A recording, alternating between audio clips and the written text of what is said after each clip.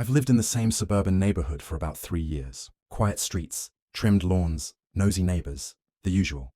The guy next door, Tom, was, let's just say, strange. He was in his late 40s, always wearing the same faded camo jacket, and constantly peering over the fence like he owned the entire block. He had this big German shepherd named Max. Beautiful dog, loyal, smart. Tom used to brag that Max was better trained than most cops. Sometimes, I'd toss Max a treat through the fence, and he'd wag his tail like crazy. But Tom didn't like that. He once yelled, "Don't feed my damn dog, he don't need nothing from you." So I stopped. A few weeks later, I noticed something weird. Every night around 2 or 3 a.m., I'd hear faint barking. Not the usual kind. It was muffled, like it was coming from underground or behind something. I tried to ignore it. Maybe Tom left the TV on or something. But one night, I saw something that made my stomach drop. From my kitchen window, I caught a glimpse of Tom dragging a large black trash bag across his backyard at around 2:30 a.m. He was sweating, looking around, and then stuffed it inside his shed. The barking stopped the next night. 3 days later, there was a knock on my door. It was Tom, red eyes, angry. "Where's Max?" "What?" I asked. "Don't play dumb with me. You were always feeding him, always trying to get close. Now he's gone and I know you took him." I laughed nervously, thought he was joking, but he wasn't.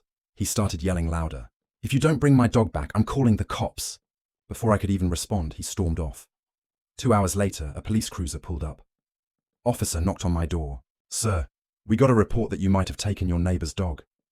I explained everything, that I hadn't seen Max in days, and that Tom was acting paranoid. The officer nodded and said, "We'll take a look around just to confirm." Fine by me. They checked my yard, my garage, even my basement. Nothing. As they were about to leave, I said quietly, "Look, I don't know if this helps, but I heard some barking at night." "Coming from his yard?" The officer frowned. "You heard barking after the dog was missing?" "Yeah." He wrote something down and said, "Thanks. We'll talk to him." That night I couldn't sleep. At around 1:30 a.m. I heard something again. Not barking this time, a faint whimpering. It sounded like it was coming from somewhere behind the fence, from Tom's shed. I grabbed my flashlight and peered through the tiny gap in the wood. I could barely see anything, but I heard it. A low, terrified whine. Something was definitely in there. I recorded a short clip on my phone, just in case, and called animal control the next morning. They said they'd send someone to check it out. Later that afternoon, 2 animal control officers arrived with the same cop who had come earlier.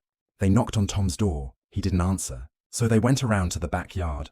I watched from my window, heart pounding. Tom eventually appeared yelling, "You can't go in there! You don't have a warrant!" But they did. Apparently, after multiple complaints about noise and missing pets in the area, they'd gotten one. They cut the lock off his shed, and then everything changed.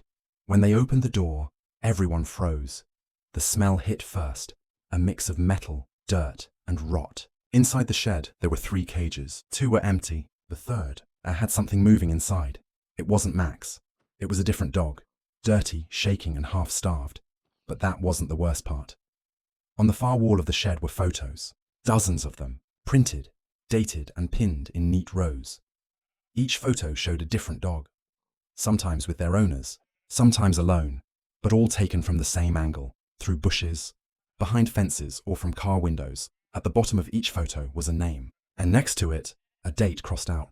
The officer called for backup. Tom just stood there, silent.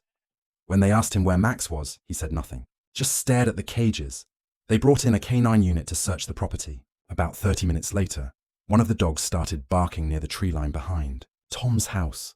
They started digging, and that's when they found a shallow grave. Inside was Max, wrapped in a black trash bag. The same kind. I saw him dragging that night. I felt sick. I couldn't believe what I was seeing. When they cuffed him, Tom didn't fight, didn't say a word. But as they led him to the patrol car, he turned his head toward my window and smiled. A slow, wide, knowing smile. Later, during the investigation, they discovered that Tom had been stealing neighborhood pets for months. He was selling some and experimenting on others, trying to train them for obedience videos he was uploading under a fake name on the dark web. He'd killed Max when the dog bit him after one of those training sessions. When he realized he'd been caught, he tried to frame me, the nice neighbor who fed his dog. The evidence, the footage, the timestamps, everything proved it. He's serving time now. But here's the part that still haunts me. 2 weeks after his arrest, I came home from work and saw an envelope on my doorstep.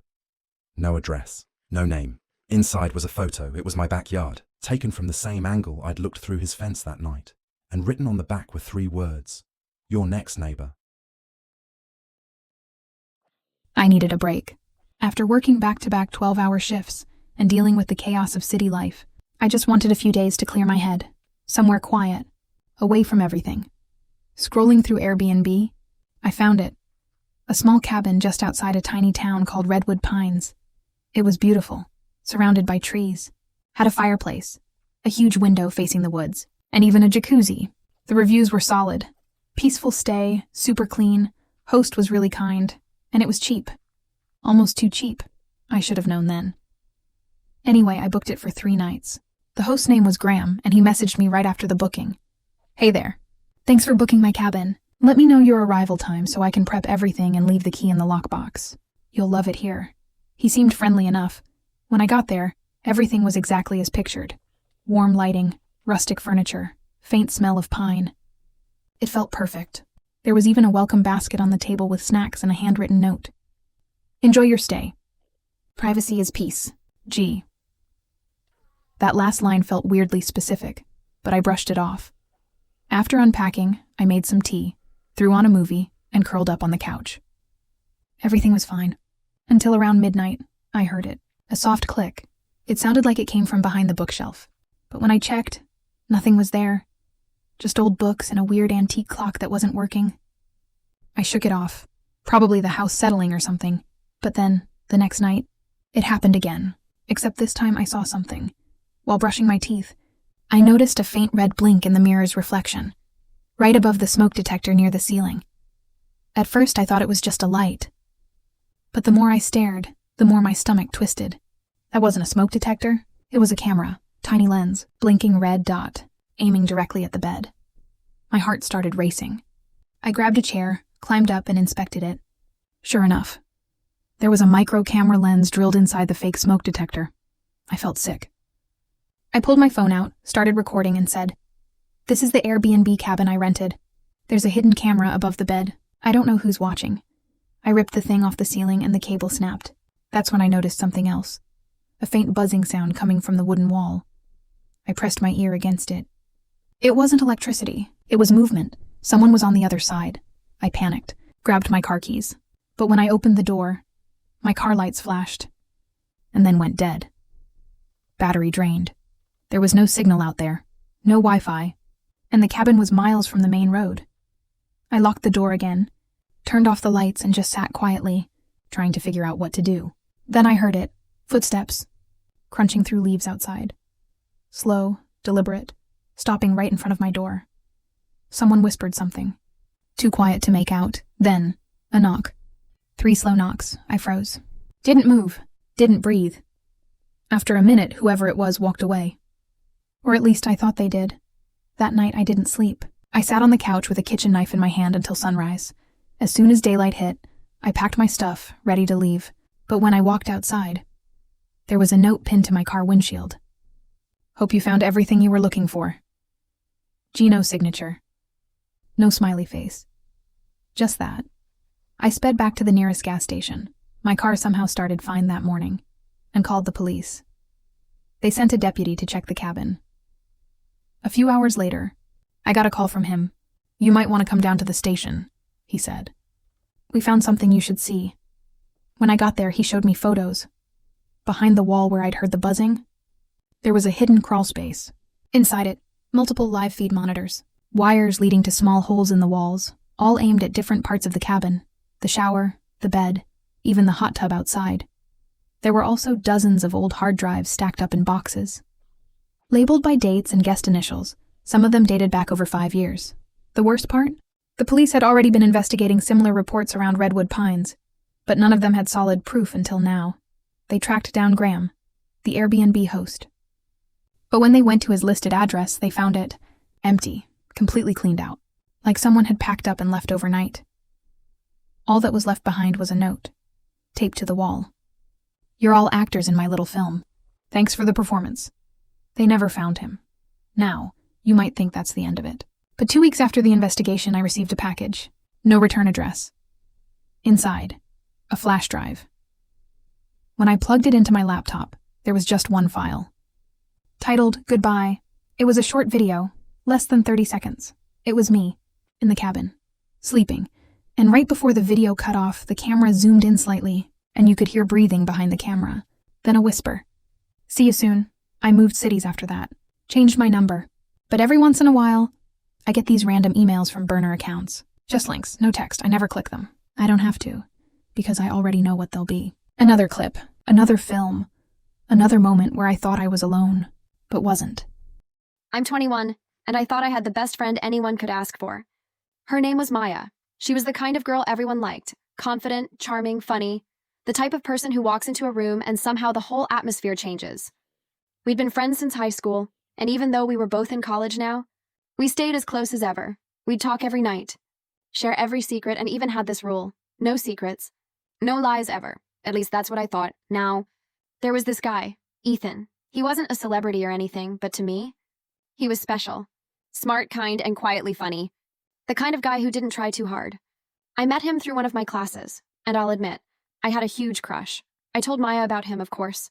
She teased me, saying, "You and your crushes, girl. You never make a move." I laughed it off, thinking it was just friendly teasing. But here's the thing. She started asking about him a lot. Like, did Ethan text you today? Or what's he up to this weekend? At first, I thought she was just being curious. But I should have known better. A few weeks later, I saw it. A photo. On her Instagram story, Maya and Ethan, together, smiling, at the same coffee shop I told her I loved going to. Her caption? Best company. Unexpected nights are the best nights. My heart literally dropped. I texted her right away. Hey, were you with Ethan? No reply. An hour later, she texted back. Yeah. We ran into each other randomly. Chill, it's not what you think. But I knew that was a lie. Because I told her Ethan worked part-time at that cafe. She didn't just run into him. She went there on purpose. For the next few days, I tried to play it cool. But my gut was screaming something was off. Then, one night, while scrolling through TikTok, I saw Ethan's username pop up on a video. A duet. And guess who was next to him? Maya. They were laughing, dancing, holding hands for some trend. The caption? Just vibes. I stared at my phone in disbelief. My best friend, the girl I trusted more than anyone, had stolen the guy I liked, knowing full well how I felt about him. I didn't cry. I didn't text her. I didn't even block her. I just decided right there, if she could play dirty, so could I. And unlike her, I don't do half measures, so I planned something. Ethan and Maya both loved being the center of attention online. They were always chasing likes, shares, followers, the perfect couple aesthetic. And since Maya and I used to run a small college content page together, I still had access to her editing drives, messages, and posting schedule. I knew everything, from how she planned her content to what filter she used. So I made a fake account. Name, Our Campus Confessions Real. Profile, Anonymous Student Gossip. Bio, the truth about your favorite people. And I started posting blind stories. Things like, that girl who pretends to be loyal? She's dating her best friend's crushed bachelor campus drama. No names. No proof. But everyone at college loved gossip. Within days, that account had hundreds of followers. Then I posted a short video. Just a blurry clip of Maya and Ethan laughing in the cafe, something I'd screen recorded from her old story before she deleted it. I added the caption, "Crazy how fast people forget the word loyalty." It blew up. People started speculating instantly. Comments like, "OMG, is that Maya? Wait, wasn't she besties with Amelia?" "No way, that's cold," Maya freaked out. She posted on her story, "People seriously need to mind their own business. Stop spreading rumors." But by then, everyone had already connected the dots. Her perfect reputation started to crumble. Ethan stopped showing up with her on social media. And then 2 weeks later, someone spotted him flirting with another girl at the gym. Karma? Maybe, but I wasn't done. A few weeks later, Maya texted me. "Hey, can we talk?" I ignored it. Then she called. Again and again. Finally, I picked up. She sounded nervous. "I know you're mad, okay? I messed up. But can we just meet and talk?" I agreed. We met at the same cafe. Poetic, right? She looked tired, anxious, nothing like her usual confident self. "I didn't mean to hurt you," she said softly. It just happened." I stared at her, sipping my coffee slowly. "You just happened to flirt with him behind my back?" She looked down. "He said you were just friends." I believed him. I almost laughed. "Wow, so it's my fault now?" She shook her head, teary-eyed. "No, I don't know what I was thinking. Everyone's talking about us now, and it's ruining my life." That's when I realized something. She wasn't sorry for betraying me. She was sorry for getting caught, so I stood up, smiled, and said, "Don't worry, Maya. You'll survive. You always do." Then I left. A month later, she and Ethan broke up for good. He started dating the gym girl. And Maya? She quietly deactivated all her accounts. People slowly forgot. But every once in a while, when I post a photo with my friends or share a quote about loyalty, I know she sees it. Because sometimes, I still see her watching my stories. Did I go too far? Maybe, but betrayal like that? It changes you. And if she learned anything, it's that karma doesn't always come naturally. Sometimes, someone gives it a little push,